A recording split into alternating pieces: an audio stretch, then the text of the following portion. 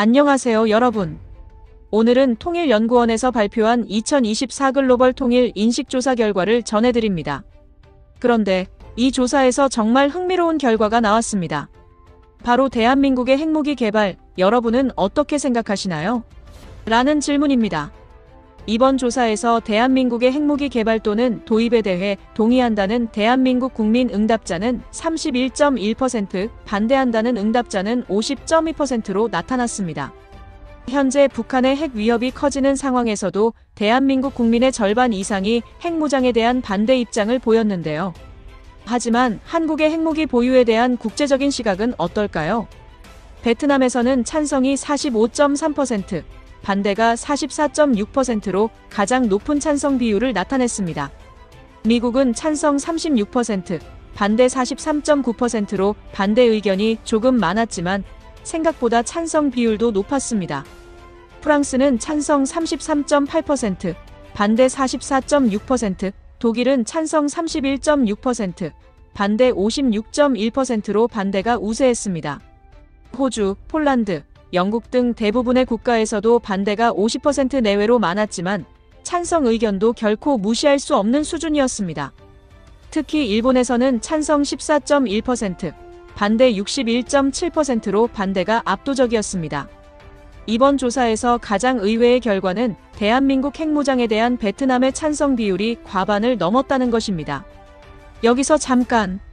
지금까지 대한민국 핵무장에 대한 설문조사 결과를 알아보고 있는데요.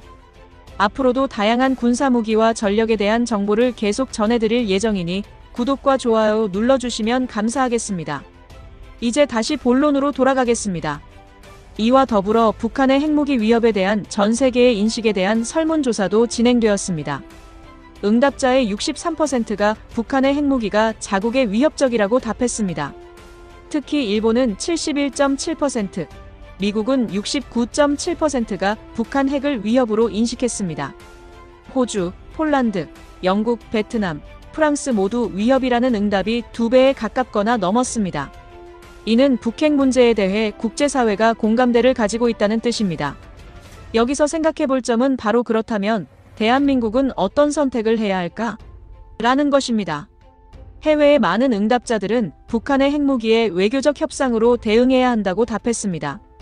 외교적 협상을 선호한 비율은 39.0%, 경제 제재는 26.3%, 군사적 억지 압박은 14.0%였습니다. 하지만 외교적 협상과 경제 제재를 합친 비군사적 대응은 전체의 65.3%를 차지했습니다. 즉, 대다수의 국제사회는 외교적 해법을 원하지만 군사적 억지력 또한 완전히 배제할 수는 없다는 신호입니다. 여러분, 한국이 핵무장을 논의해야 하는 이유는 단순하지 않습니다. 북한은 핵으로 우리를 위협하고 국제사회는 그 위협을 분명히 인식하고 있습니다.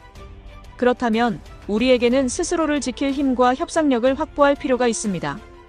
비록 국제사회가 한국의 핵무기 보유에 우려를 표하더라도 북핵이라는 현실적 위협 앞에서 우리는 단호한 선택을 고민할 시점입니다. 여러분의 생각은 어떠신가요? 한국이 핵을 보유해야 한다고 보시나요? 아니면 다른 길이 있다고 생각하시나요? 여러분의 소중한 의견을 댓글에 남겨주세요.